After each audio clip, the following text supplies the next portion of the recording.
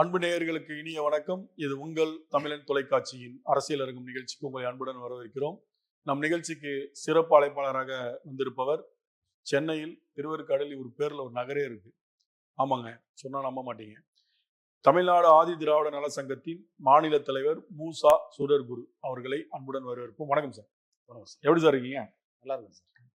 அது என்ன சார், உங்க பேர்லயே ஒரு ஊர் இருக்கு.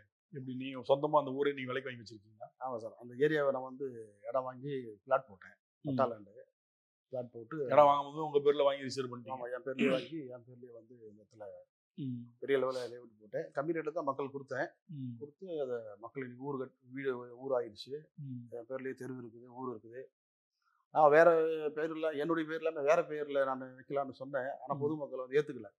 ஆனால் அது உங்கள் பேரில் தான் இருக்கணும்னு, உங்கள் பேர் இருந்தால் தான் எங்களுக்கு பாதுகாப்பு இந்த இடத்துல சொல்லி பொதுமக்களிடம் ஒன்று சேர்ந்து என்னுடைய பெயரையே நகராக வைத்தார்கள். பிறகு என் பெயரில் தெருவுகள் அமைத்துக் கொண்டார்கள். அதுபோல என் பெயரில் ஏகப்பட்டாங்க தெருக்கள்லாம் நிறைய இருக்கிறது. சில ஊர்களெல்லாம் கூட வச்சிருக்கார்கள். திருவேற்காட்டில் முதலாளித்துவம் அதிகம் சார். திருவேற்காட்டில் முதலாளித்துவம் ரொம்ப அதிகம். ஆளுமை சக்திகள் அங்கே அதிகம். அதனால அந்த மக்களுக்கு பாதுகாப்புக்காக என்னுடைய பெயரை வைத்துக் கொண்டார்கள். அதுக்கு நான் நன்றி சொல்கின்றேன். இப்ப உங்களுடைய அமைப்பு இருக்கு இல்லையா, இது எதன் நோக்கத்துக்காக துவங்கப்பட்டது? எதன் அடிப்படையில் இந்த அமைப்பு வச்சு நீங்க நடத்திட்டு இருக்கீங்க? நிறைய அமைப்புகள் இருக்கு தலித் மக்களுக்காக. அவங்களுக்கும் உங்க அமைப்புக்கும் உள்ள வேறுபாடுகள் என்ன? இந்த தமிழ்நாடு ஆதி திராவிட நல சங்கம்ன்றது இது ஒரு அரசியல் சார்பற்ற ஒரு சங்கம். இந்த சங்கத்துல தமிழ்நாட்டில் உள்ள அனைத்து அரசியல் கட்சியில் உள்ள அனைத்து எஸ்சி எஸ்டி பெருமகர்கள் எல்லாம் அங்கே இந்த சங்கத்தில் இருக்கிறார்கள். தேர்தல் காலம்னு வரும்போது அவர்களுக்கு பிடித்தவர்களுக்கு வாக்களித்துக் கொள்வார்கள். ஆனால் தமிழ்நாடு ஆதி திராவிட நல சங்கம் தலைமையை சார்ந்து கொள்கை பிடிப்போடு என் கூட பயணிக்கிறவர்கள் எல்லாம் இன்றைக்கு தமிழ் மாநில பகுஜன் சமாஜ் கட்சிக்கு திருமதி பொற்கொடி ஆம்ஸ்ட்ராங் அவர்களுக்கு ஆதரவாகவும் அவர்களுக்கு ஒரு பாதுகாப்பாகவும் இன்றைக்கு நாங்கள் செயல்பட்டு கொண்டிருக்கின்றோம்.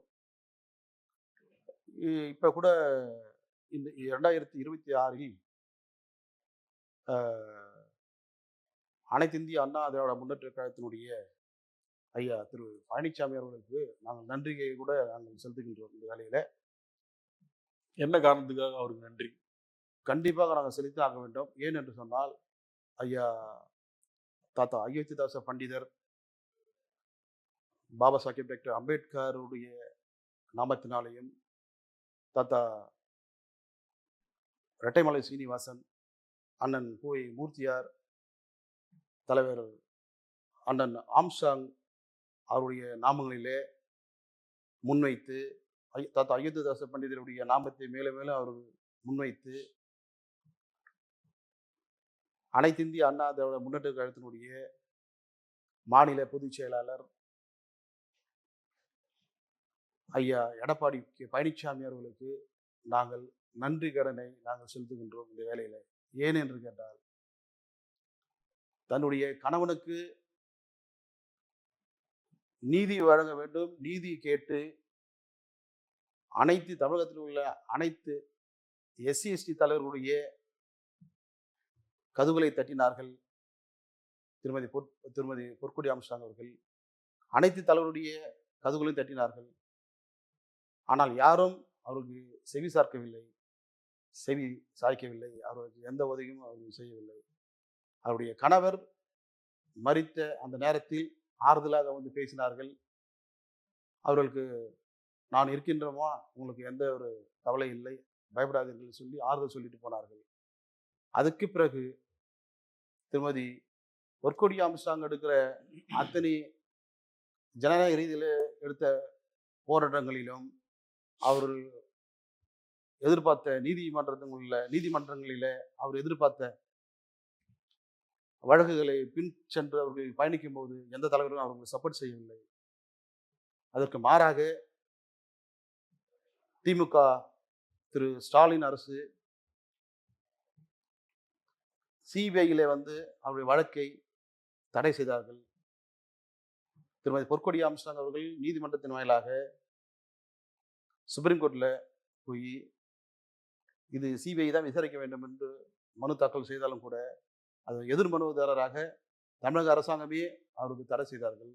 இது போல நெருக்கடிகள் எல்லாம் வந்து இருந்து கொண்டிருக்கிற காலகட்டத்தில் தன்னுடைய மகளாக பாவித்து, தன்னுடைய குடும்ப பெண்ணாக பாவித்து ஒரு நல்ல ஒரு சமத்துவ தலைவராக பேரறிஞர் அண்ணாவுடைய,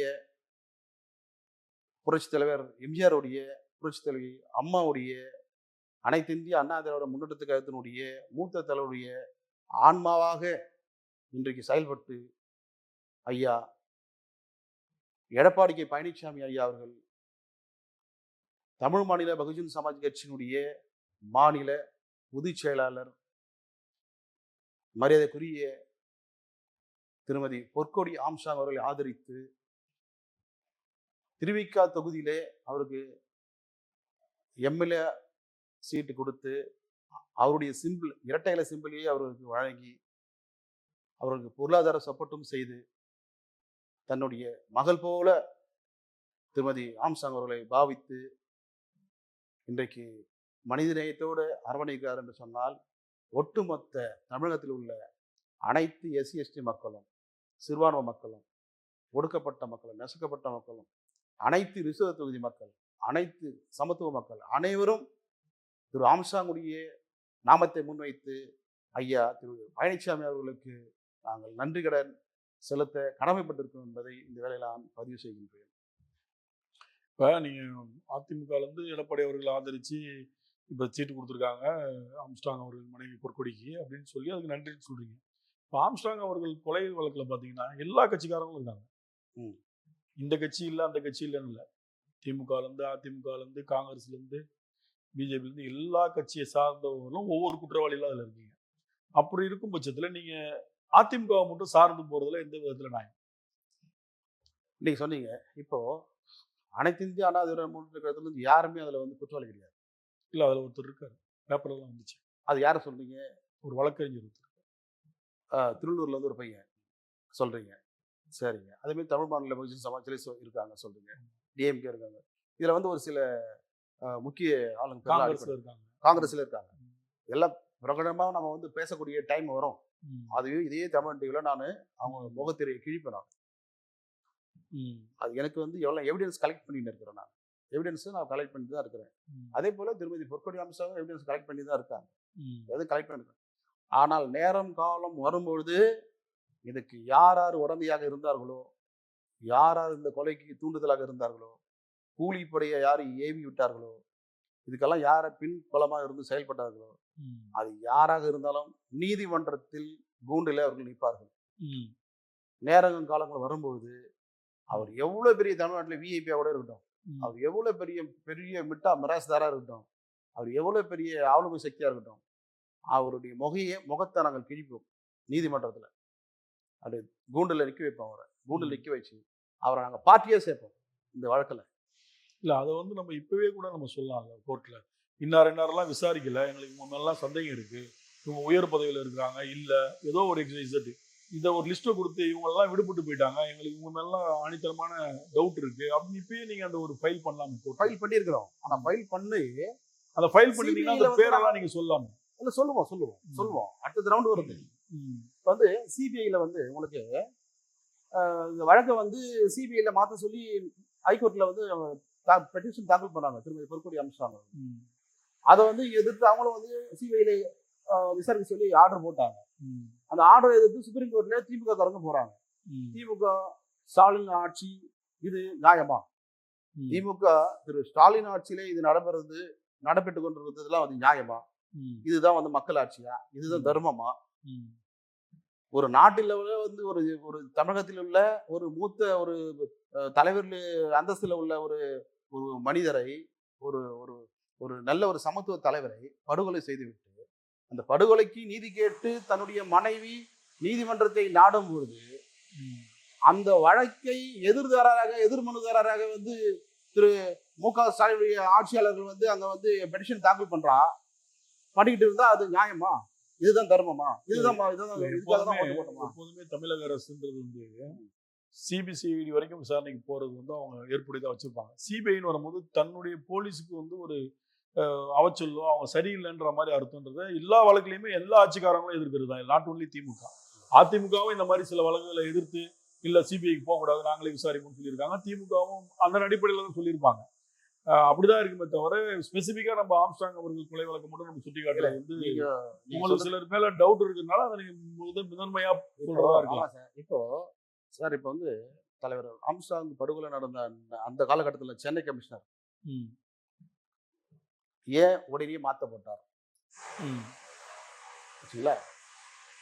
இப்போ அதுக்கப்புறம் அந்த புது கமிஷனர் ஏன் சரண்டரான அக்யூஸ்ட் சுட்டார்? ஏன் அவங்க சுடுறாங்க போலீஸ்? இதெல்லாம் எங்களுக்கு மிகப்பெரிய டவுட் வருது. அதுக்கப்புறமா சிபிஐல வந்து வழக்கு வந்து மாற்ற சொல்லி சிபிஐல விசாரணைக்கு நம்ம கொண்டு வரும்போது அதை தமிழக அரசு சுப்ரீம் கோர்ட்ல தடை மனு போடுறாங்க. அது இதெல்லாம் பார்க்கும்போது எப்படி எங்களுக்கு வந்து வந்து இந்த ஆட்சி மேல திமுக ஆட்சி மேல எங்களுக்கு வந்து எப்படி மரியாதை வரும், நம்பிக்கை வரும்? பொதுமக்களுக்கு எப்படி எஸ்சி மக்களுக்கு நம்பிக்கை வரும்? அதன் அடிப்படையில நீங்க வந்து உண்மை குற்றவாளிகள் ஒன்றும் பிடிக்கலன்றீங்க. உண்மை குற்றவாளிகள் இருக்காங்க. இப்போ இந்த மொட்டை கிருஷ்ணன் அந்த சம்பவ செந்தில்ன்றவன் அவன் 2 பேரும் அக்யூஸ்டுங்க. இந்த 2 பேரும் அக்யூஸ்டு இங்க அக்யூஸ்ட் லிஸ்ட்ல இருக்குது, விசாரணையில இருக்குது. அப்படி இருக்கும்போது நீங்க வந்து ஏற்கனவே ஒரு பையனை 2 பேரை சுட்டுருக்காங்க போலீஸ் அக்யூஸ்டுங்க. அந்த சம்பந்தப்பட்ட கொலைகேஸ் அக்யூஸ்டு சுட்டுருக்காங்க. மர்டர் நடந்த அந்த காலகட்டத்தில் உள்ள கமிஷனரை ஒரே வாரத்தில் மாத்துறாங்க. இதெல்லாம் வந்து ரொம்ப டவுட்டு எங்களுக்கு உருவாகுது. எங்களுக்கு மட்டும் இல்ல, நாட்டு மக்களுக்கு உருவாகுது, இந்தியா மக்கள், உலக மக்களோட அத்தனை பேரும் உருவாகுது. இல்ல மாற்றுறதுக்கு முன்னாடி அந்த கமிஷனர் தான் அந்த குற்றவாளிகள் எல்லாம் பிடிச்சாரு சார். அவர் பிடிக்கல, என்கவுண்டர் பண்ணாரு சார். அவர் பிடிக்கல, அக்யூஸ்டுக்கு சரண்டர் ஆனாங்க ஆச்சுங்களா. அதுக்கப்புறமா எவ்வளவு ஸ்பீட் சரண்டர் ஆன அக்யூஸ்டுங்க போலி. ஃபர்ஸ்ட் உங்களுக்கு இங்க சரண்டர் ஆனவங்கலாம் வந்து கரெக்டான அக்யூஸ்ட் கிடையாதுன்றது அந்த வீடியோ ஃபுட்டேஜை வச்சு கண்டுபிடிச்சிட்டாங்க. ஓடுனது எல்லாமே சின்ன சின்ன பசங்க. அந்த சம்பவம் நடந்த அந்த தெருவில் ஓடினவங்களாம் சின்ன பசங்க. இங்க சரண்டர் ஆனவங்களாம் 50 வயசுக்கு மேல அப்படின்னு தான். அதுல தான் வந்து இன்னும் உண்மை குற்றவாளியில் பிடிக்கணும்னு ஒரு ஆளா சைல்டு லிங்கா போதும். அதுலதான் வந்து அவர் நாகேந்திரன் மகன்லேருந்து எல்லாருமே அது உள்ள வராங்க. அதுக்கப்புறம் நடந்த விசாரணையில தான். இப்போ ஸ்மார்ட்ல இருந்து சின்ன சின்ன பசங்க ஓடினாங்கன்னு சொல்றாங்க பாத்தீங்களா? அந்த ஓடின பசங்க யாரு? சின்ன சின்ன பசங்க. ஸ்பாட்ல ஓடுறவன் தானே அக்யூஸ்ட். ஆமா. அப்போ அவனுங்கெல்லாம் ஓட விட்டுட்டு அதுல இருந்து மொத்தம் 6 பேர் அரெஸ்ட் பண்ணிருக்காங்க சார். ஓகே, அது ஒரு பக்கம் இருக்கட்டும் சார். அதுக்கப்புறம் திருவங்கடன்றவர் வந்து ஸ்பாட்ல இருந்தாருன்றது அந்த அவனை என்கவுண்டர் பண்ணிட்டாங்க. அதான் அப்போ அவரை வச்சுதான் அந்த 6 பேரை அரெஸ்ட் பண்ணாங்க. பசங்கன்னா ஒரு 30 ப்ளூ அப்ராக்சிமேட்டா சொல்லலாம், 30+ அப்படின்றதுலாம் சார். திருவங்கடன்ற பையன் வந்து கூலிக்கு கொலை பண்ற பையன்றது போலீஸ் சொல்லியிருக்காங்க. அவனை வந்து சரண்டர் ஆயிருக்கான். அவனை போயிட்டு சிறைச்சாலையில எடுத்துட்டு வராங்க வெளியில. அவங்ககிட்ட சில குறிப்பெல்லாம் கேட்கறாங்க. அதுக்கப்புறம் ஒரு இடத்துக்கு இட்டு போறாங்க. அவனை இட்டு போயிட்டு அவன் போலீஸ் கிட்ட இருந்து தப்பிச்சு ஓடனா, அவனை சுட்டுனான்றாங்க. இது ஒரு காலகட்டத்தில் நடந்த சம்பவம். அதுக்கப்புறமா ஒரு சிசிங் ராஜான்னு ஒருத்தனை சுட்டாங்க. அவனை இந்த கேஸ்ல வழக்கில் தொடர்பு இல்லைன்னு சொல்றாங்க. அப்போ இப்போ ஏற்கனவே நாகேந்திரன் வந்து செத்து போயிட்டான். அவன் வந்து கிட்டத்தட்ட 25 வருஷமா ஜெயில இருந்தான். ஜெயில இருந்து அவன் வந்து ஜெயில இருந்துகிட்டே சில கிரிமினல் எல்லாம் செஞ்சுட்டான்னு சொல்லி போலீஸே சொல்றாங்க. அவங்களே உள்ள இருக்கும்போதே நிறைய வழக்குகள் போலீஸ் போட்டாங்க. இது ஒரு பக்கத்தை இருக்கட்டும். அவன் பசங்க 2 பேர் வந்து அவங்க பசங்களை தூக்கி ஒரு காங்கிரஸ்ல இருக்கிற பையனை தூக்கி போட்டாங்க. அவனும் அதில் இன்வால்வ்மெண்ட்னு சொல்றான். இதுல ஒரு கொடுமை என்னன்னு பாத்தீங்கன்னா, இந்த கொலைக்கு எல்லாம் உடனேயும் செஞ்சுட்டான் அந்த பையன். அவன் என்ன பண்றான், அவருக்கு இரங்கல் போஸ்ட் வச்சு ஓட்டுறான். இரங்கல் வந்து நிகழ்ச்சியை வந்து எடுத்து நடத்துறான்.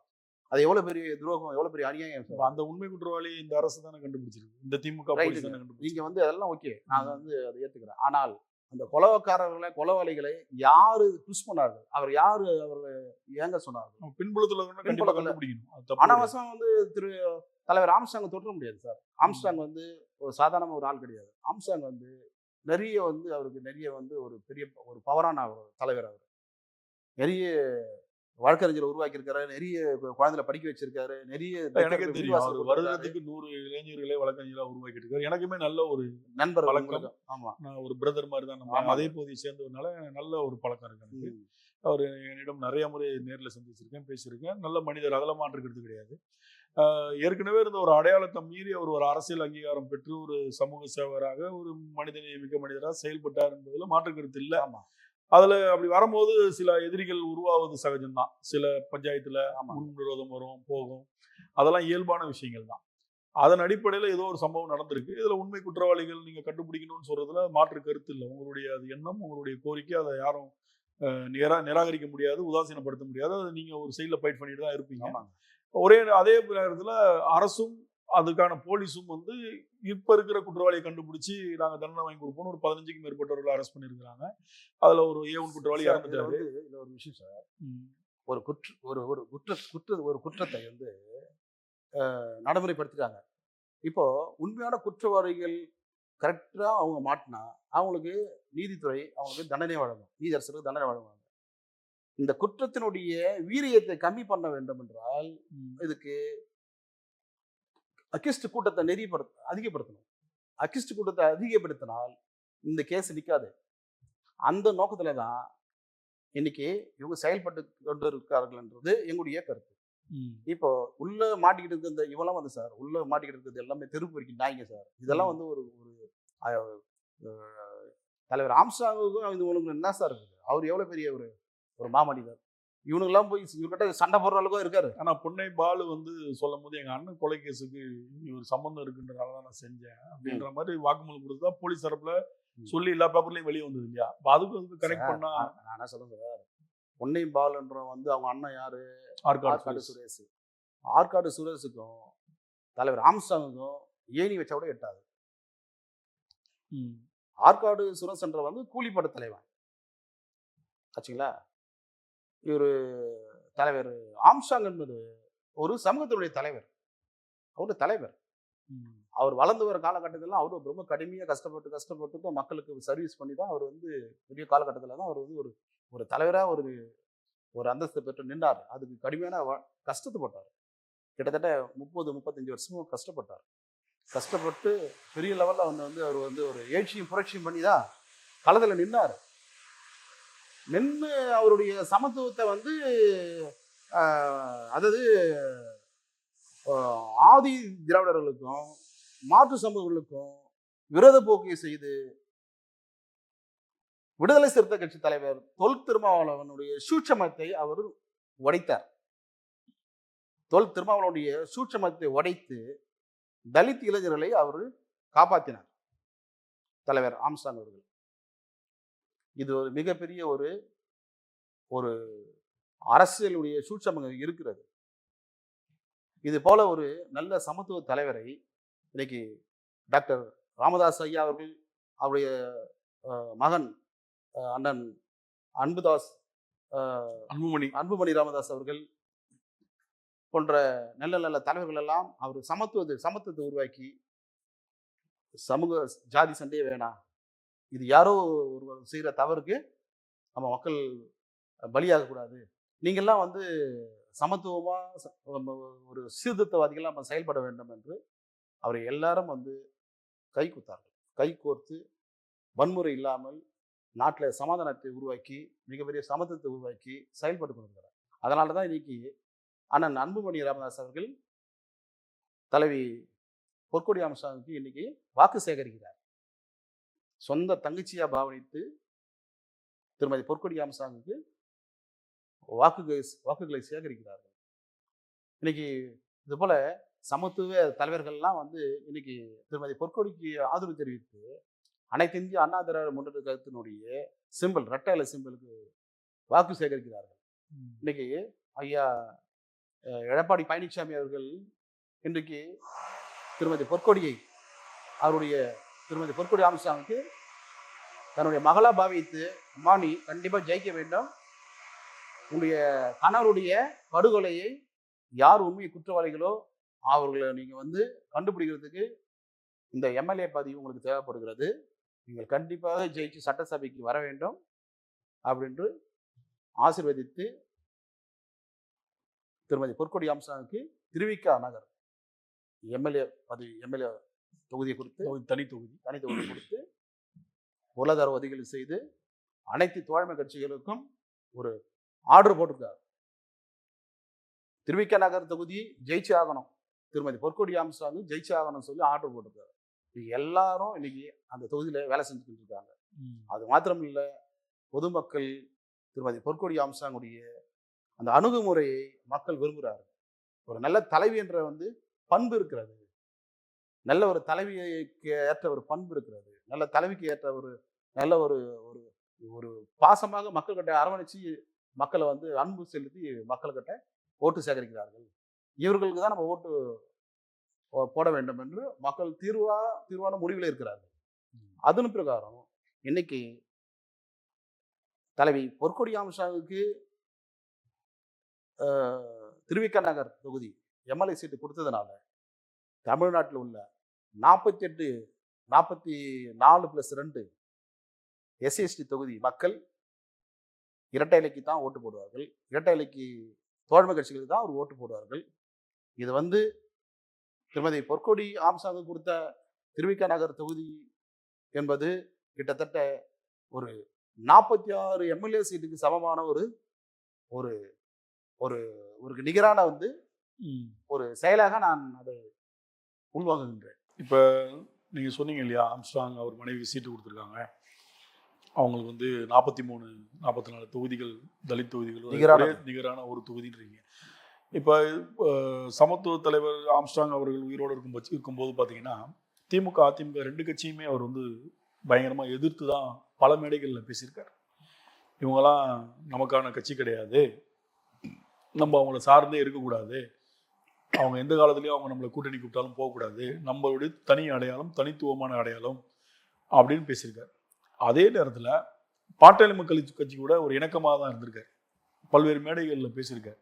நம்மளுக்கு அவங்க நேரு எதிரி கிடையாது, நமக்கு அவங்க துரோகி கிடையாது, நம்மளும் அவங்களுக்கு எதுவும் கிடையாது, அப்போ நம்ம ஜாதி அரசியல் வேணாம், இவங்களோட நம்ம இணக்கமாக இருக்கிறது தப்பு கிடையாது அப்படின்னு மிக கடுமையாக மிக நல்ல விஷயமாகவும் பேசியிருக்கிறார். அப்படி இருக்கும் பட்சத்தில் இப்போ அவருடைய மனைவி அவர்கள் இப்போ அதிமுக ஆதரவோடு இந்த தேர்தலை சந்திப்பது அவருடைய பேச்சுக்கு முரணா இல்லையா? அவர் தலைவர் ஆம்ஸ்ட்ராங் அவர்கள் உயிராக இருக்கும் காலத்தில் இருந்த அரசியல் நிலைப்பாடுகள் வேறு, அவருடைய படுகொலைக்கு பிறகு இருக்கின்ற அரசியல் நிலைப்பாடுகள் வேறு. இன்றைக்கு காலகட்டத்தில் அனைத்து இந்திய அண்ணா திராவிட முன்னேற்றக் கழகத்தினுடைய உதவிகள் தேவைப்படுகிறது. அண்ணன் டாக்டர் அன்புமணி ராமதாஸ் உதவிகள் தேவைப்படுகிறது. அண்ணன் ஜி.கே. வாசனுடைய உதவிகள் தேவைப்படுகிறது. இது போன்ற முன்னணி தலைவர்களுடைய உதவிகள் திருமதி பொற்கொடி ஆம்ஸ்ட்ராங்குக்கு தேவைப்படுகிறது. அன்றைக்கு தலைவர் ஆம்ஸ்ட்ராங் அவர்கள் தேர்தல் காலத்திலே நின்றார்கள், நிறைய வேட்பாளர்களை அறிவித்தார்கள். அது பகுஜன் சமாஜ் கட்சியினுடைய நிலைப்பாடு. இது தமிழ் மாநில பகுஜன் கட்சியினுடைய நிலைப்பாடு. அந்த கட்சியினுடைய நிலைப்பாடு வேறு, இந்த கட்சியினுடைய நிலைப்பாடு வேறு. இன்றைக்கு தலைவர் ஆம்ஸ்ட்ராங்குடைய படுகொலையினுடைய உண்மையான குற்றவாளிகளை கண்டுபிடிப்பதற்கு திருமதி தலைவி பொற்கொடி ஆம்ஸ்ட்ராங் எடுக்கிற இந்த ஸ்டாண்டு தான் இது கரெக்டான ஸ்டாண்டு இந்த காலகட்டத்தில். அதனால இது ஒரு ஆரோக்கியமான அரசியல் தான். அப்போதான் உண்மையான குற்றவாளிகளை கண்டுபிடித்து அவர்களுக்கு உரிய தண்டனையை நீதிமன்றத்தில் வாங்கி தர முடியும். அதற்காக தான் இந்த பயணம் என்பது நான் பதிவு செய்கின்றேன். அப்போ அந்த பிரச்சனைக்கான சில முடிவுகள் தெரியணுன்றதுக்காக அதிமுகவோட இணக்கமாக போகிறேன் அப்படின்னு சொல்கிறீங்க. அதே நேரத்தில் இப்போ ஆம்ஸ்ட்ராங் அவர்கள் தான் பகுஜன் சமாஜ் கட்சியை இங்கே தமிழகத்தில் அதுக்கு முன்னாடி 2 தலைவர்கள் இருந்தாலும் கூட 3ஆவதாக ஒரு தலைவர் ஆனதுக்கப்புறம் அந்த கட்சி வெளியே தெரிய ஆரம்பித்ததுக்கு முழு காரணம் ஆம்ஸ்ட்ராங் அவர்கள். அவருடைய இறப்புக்கு கூட அந்த கட்சியின் தலைவி மாயாவதி அவங்க போனாங்க, பேசிட்டு போனாங்க. அப்படி இருக்கும் பட்சத்தில் மீண்டும் பொற்கொடி அந்த கட்சிக்கு தலைவராக அவங்க ஆக்காமல் ஆனந்தன் ஒருத்தரை டிக்ளேர் பண்ணாங்க. இது ஏன் அந்த மாதிரி நடந்தது? இப்போ ஒருவேளை இவங்க தலைவராக ஆகாதனால தனி கட்சி ஆரம்பிச்சாங்களா, இல்லை ஆகியிருந்தா இதே பகுஜன் சமாஜ்லேயே தொடர்ந்துருப்பாங்களா? திருமதி பொற்கொடி ஆம்ஸ்ட்ராங் அவர்கள் முதலாவதாக அரசியலிலே வருவதற்கு அவருக்கு விருப்பமில்லை, ஃபஸ்ட்டு ஸ்டார்டிங்கில். ஆகினால தான் அவருடைய கணவர் திரு ஆம்ஸ்ட்ராங் கூட இருந்த ஒரு நபரை, ஒரு வழக்கறிஞரை அவர் வந்து நீங்கள் தலைவரை வந்து உங்களை நியமிக்க சொல்கிறேன், நியமிச்சிருவாங்க. இந்த கொலை வழக்கை நீங்கள் அக்யூஸ்டை கண்டுபிடிங்க, ஒட்டுமொத்த நிர்வாகிகளுக்கெல்லாம் நல்ல ரெஸ்பெக்டாக அவங்கள நிர்வாகத்தை போட்டு நடத்துங்க. எனக்கு நீங்கள் வந்து ரிப்பீட் பண்ணுங்கள், அஃபிடேவிட் பண்ணுங்கள். எனக்கு வந்து என்ன நடக்குது, என்ன செஞ்சுருக்கிறீங்க, எனக்கு எல்லாத்தையும் எனக்கு வெளிப்படுத்தணும் எல்லாத்தையும் அப்படின்னு சொல்லி ஒரு ஆணையை பிறப்பித்து அவரை தலைவராக்குறாங்க.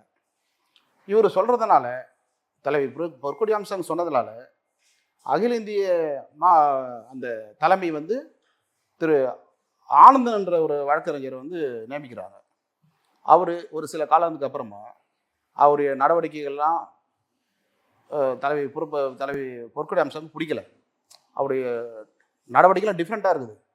தலைவர் ஆபத்து மோடியும் தலைவர் ஆனதுக்கு அப்புறமா அவருடைய போக்குகள்லாம் இது மிகப்பெரிய ஒரு சந்தேகத்தை உருவாக்குது. என்ன மாதிரி அவருடைய போக்குகள் மாறிச்சு? போக்குகள் மாறிச்சுன்னு சொன்னால், உண்மையான தலைவர் ஆம்ஸ்ட்ராங்குடைய தொண்டர்களுக்கெல்லாம் பதவி போஸ்டிங் போடலை. அவங்களை வந்து இரிட்டேட் பண்ணுறாரு. அவர் இரிட்டேட் பண்ணி அவர் வந்து எல்லாரையும் வந்து இது பண்ணுறாரு. ஒரு புது அவருக்கு உண்டான ஆளுகளை அவர் வந்து நிர்வாக கூட்டத்தில் கொண்டாடுறாரு. எப்போதுமே இயல்பான விஷயம் தானே. ஒரு புதுசாக ஒரு தலைவர் வந்தாருன்னா அவரை சார்ந்தவங்க ஒரு 10 பேரை போடுறது வழக்கமான விஷயம் தான், எல்லா கட்சியிலையுமே இருக்குது. சார், என்னை பொறுத்த வரைக்கும் திரு மரியாதைக்குரிய அண்ணன் ஆம்ஸ்ட்ராங் அவர்கள் இந்த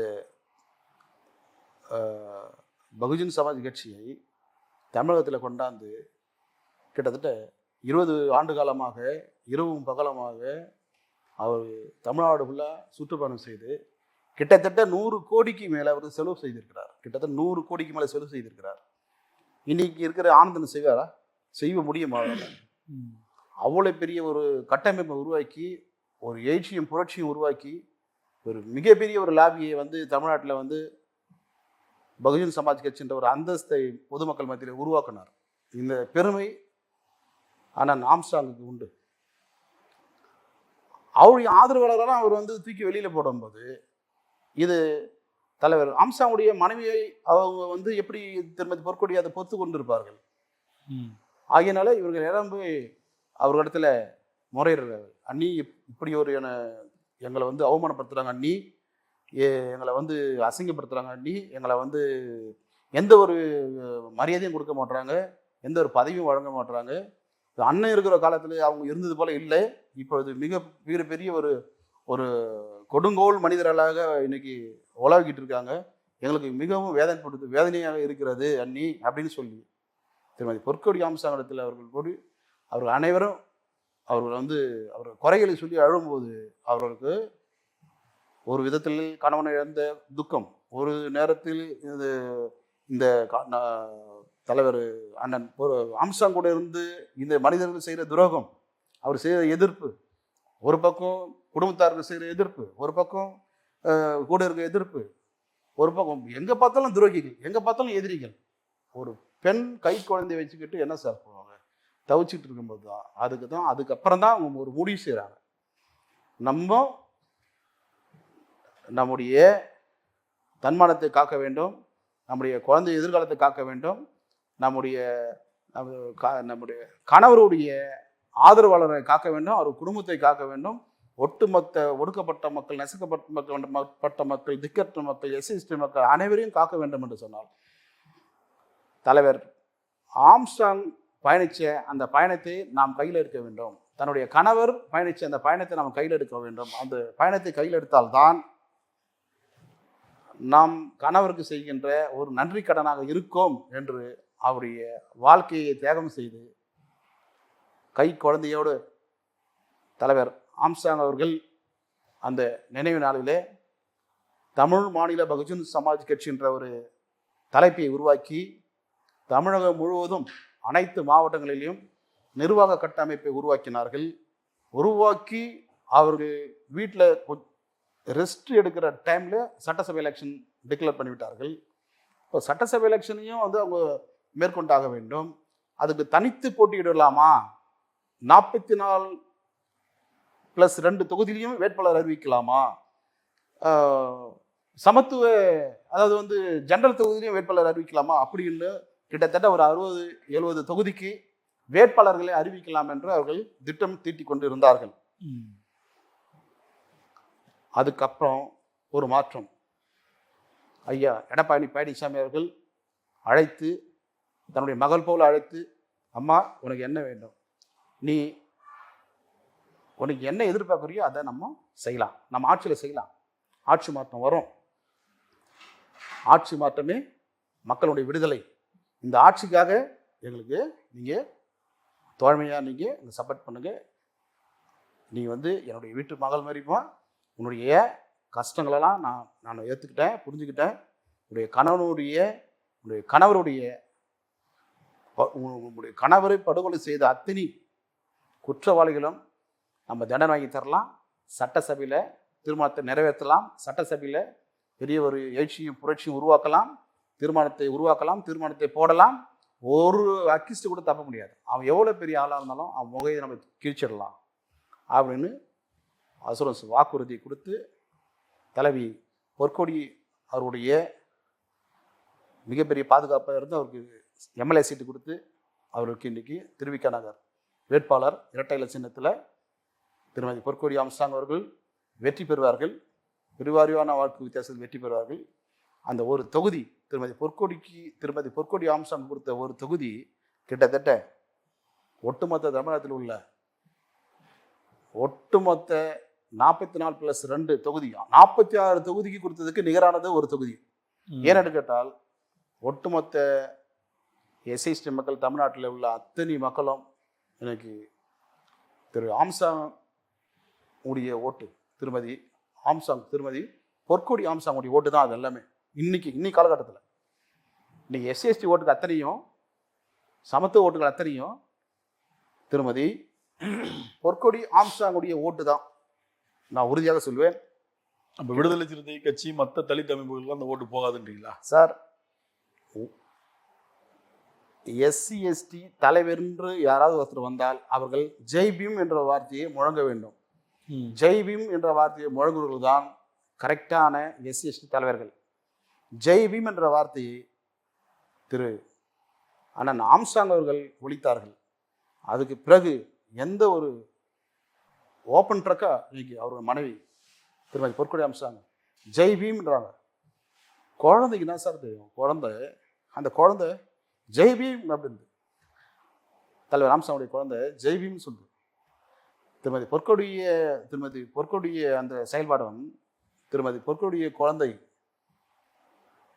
சாவித்திரிபாயுடைய அந்த நிலைப்பாடும் பார்க்கும்போது ஒட்டுமொத்த தமிழ்நாட்டில் உள்ள ஒட்டுமொத்த எஸ்சி எஸ்டி மக்கள் அவங்களுக்கு நன்றி கடன் பட்டிருக்கிறார்கள். ஆகையினால அவர்களுக்கு பக்கம்தான் இன்னைக்கு மக்கள் இருக்கிறார்கள். எஸ்சி எஸ்டி மக்கள் திருமதி பொற்கொடி ஆம்ஸ்ட்ராங் பக்கமும் அவருடைய குழந்தை சாவித்திரிபாய் பக்கமும் தான் இன்னைக்கு இருக்கிறார்கள். அவர்கள் இன்றைக்கு அனைத்து இந்திய அண்ணா திராவிட முன்னேற்ற கழகத்தில் அவர்கள் தோழமையாக இன்றைக்கு இணைந்து செயல்பட்டு கொண்டிருக்கிறார்கள். ஆகையினால வரும் தேர்தலில் அனைத்து இந்திய அண்ணா திராவிட முன்னேற்ற கழகம் ஆட்சி அமைக்கும், மெஜாரிட்டி ஆட்சி அமைக்கும், மைனாரிட்டி ஆட்சி இல்லை மெஜாரிட்டி ஆட்சி அமைக்கும். அதில் எந்த சந்தேகமே கிடையாது. தலைவர் ஐயா எடப்பாடி பழனிசாமி 2026 முதல்வராக ஆட்சி பீடத்தில் உட்கார்வார் என்பது நான் உறுதியாக தமிழ் டிவி வாயிலாக நான் பதிவு செய்கின்றேன். இப்போ ஆம்ஸ்ட்ராங் அவர்கள் கொலை வழக்கில் வந்து எல்லா கட்சி சேர்ந்தவங்களும் அரசு ஆகியிருக்காங்க. நாட் ஓன்லி அதிமுக, காங்கிரஸ், பிஜேபி மற்றும் இதர கட்சிகள். ஒவ்வொரு குற்றவாளிக்கும் ஒவ்வொரு அரசியல் பின்புலம் இருக்கு. அப்படி இருக்கும் பட்சத்தில் அதிமுகவை மட்டும் நீங்கள் சார்ந்து போகிறது வந்து எந்த விதத்தில் நியாயம்? அதே நேரத்தில் இப்போ பிஜேபியில் உள்ளவர்களும் குற்றவாளியாக இருந்திருக்காங்க. இப்போ இவங்கெல்லாம் மெஜாரிட்டியான குற்றவாளி இருக்கும்போது இதில் உங்களுக்கு நியாயம் கிடைக்கும்னு நினைக்கிறீங்களா?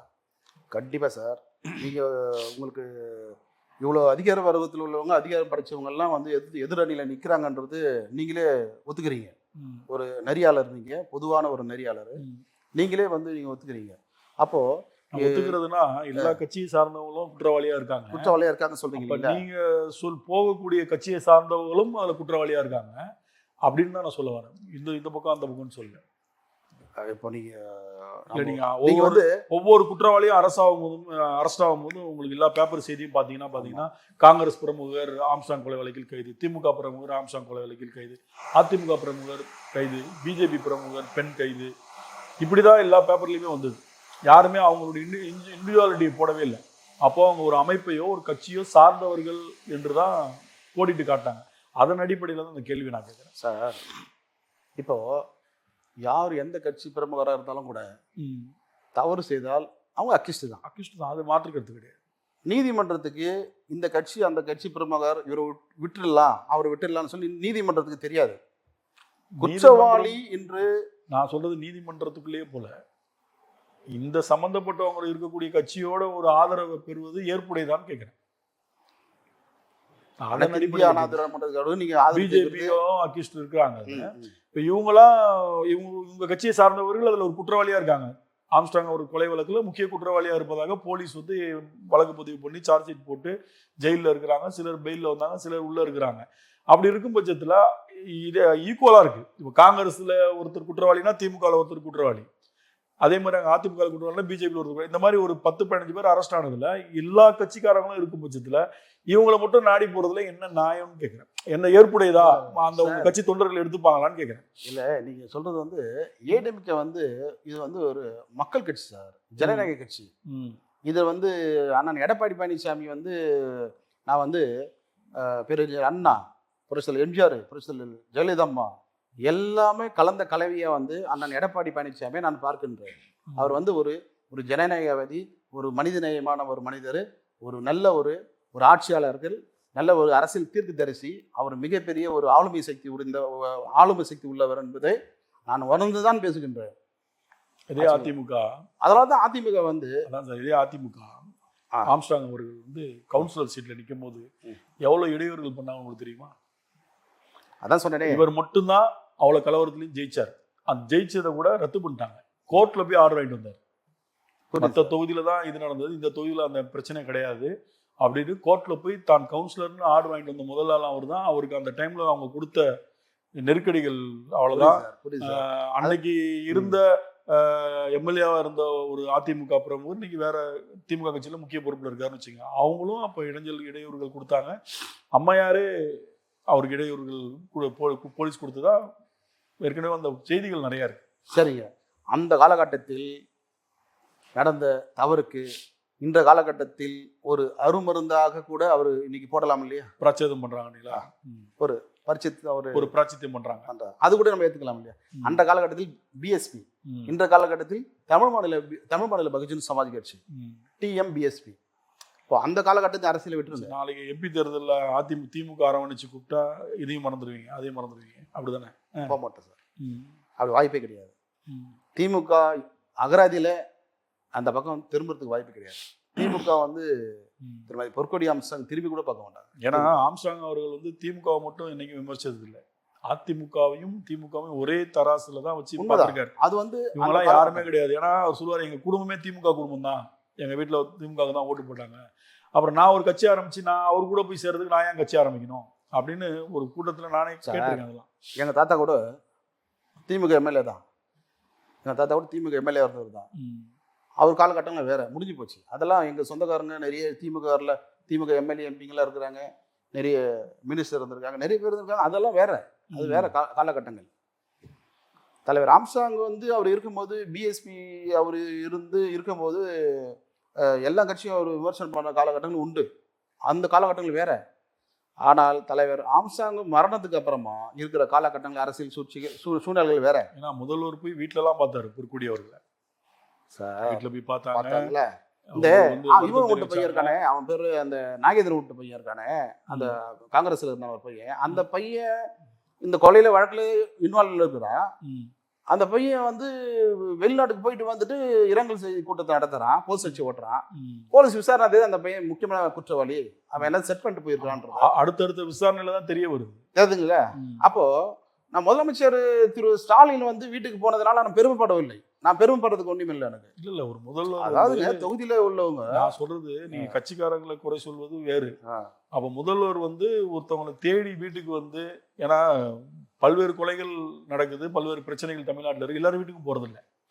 அப்ப அவங்க ஒரு பெரிய இழந்திருக்காங்க, ஒரு இழப்பு இருக்குன்னு சொல்லி அந்த வீட்டுக்கு தேடி வந்து ஒரு ஆறுதல் சொல்றது ஒரு நல்ல விஷயம் தான். நல்ல விஷயம் சார். அதே நேரத்தில் ஏன் சார் சிபிஐ போய் தடுக்கிறீங்க? சிபிஐக்கு கேஸ் போகாத ஏன் தடுக்கிறீங்க? அது வந்து எல்லா ஆட்சியிலுமே இருக்குது சார். அது வந்து திமுகலையும் இருக்கு, அதிமுகலையும் இருக்கு. எந்த கட்சியுமே தன்னுடைய சட்டத்துக்கு கீழே இருக்கிற ஒரு ஆளுமை அமையா இருக்காங்கன்னா சொல்றது நான் புரிஞ்சுக்கிட்டேன். தன்னுடைய ஆட்சியில தன்னுடைய போலீஸ் கண்ட்ரோல் இருக்குது, தன்னுடைய போலீஸ் ஆளுமை நம்ம கூட இருக்குது.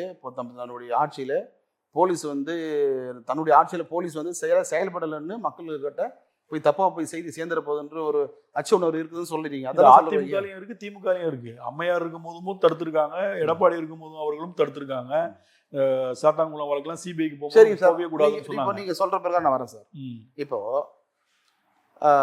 அப்படி உங்களுக்கு நீங்க சிந்திக்கிறவங்க ஆட்சியாளர்கள், திமுக ஆட்சியாளர்கள் அப்படி சிந்திக்கிறீங்க. அப்படி சிந்திக்கும் போது ஏன் இன்னும் சம்பவம் செந்தில பிடிக்கல, மொட்டை கிருஷ்ணயா பிடிக்கல, ஏன் உண்மையான குற்றவாளிகளை பிடிக்கல, ஏன் பிடிக்கல?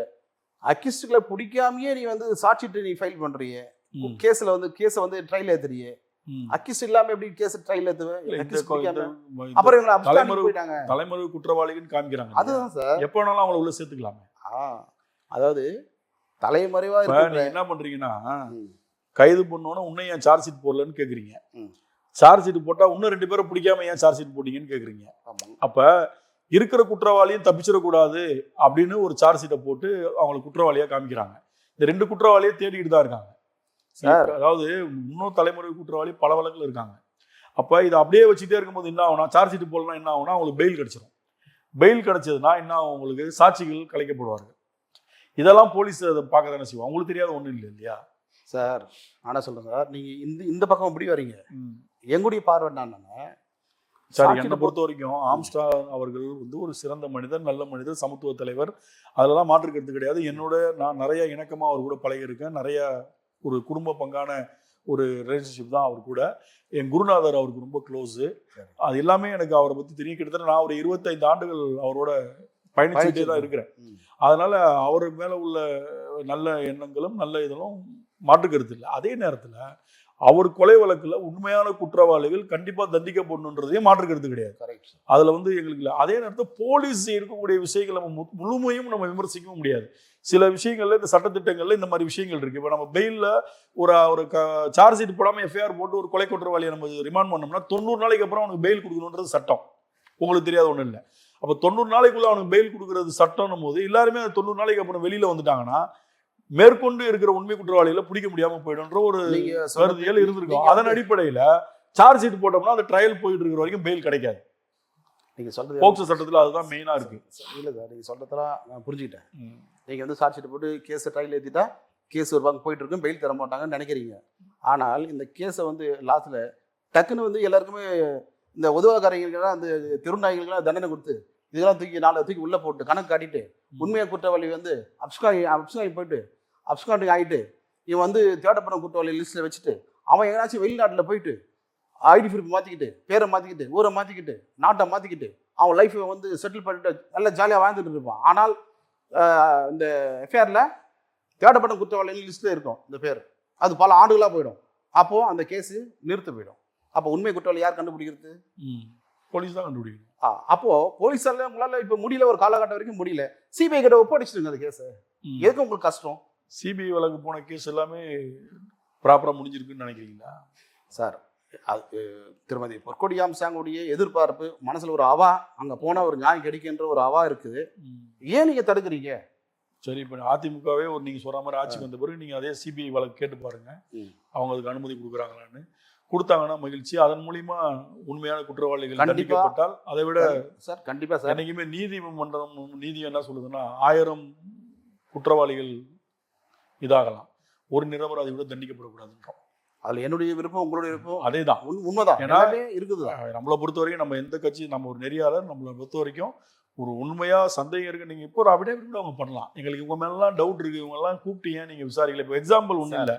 இப்போ கரூர் வழக்கு எடுத்துக்கிட்டீங்கன்னா யார் மேல தப்பு என்னன்றது அப்பட்டமா தெரியும்.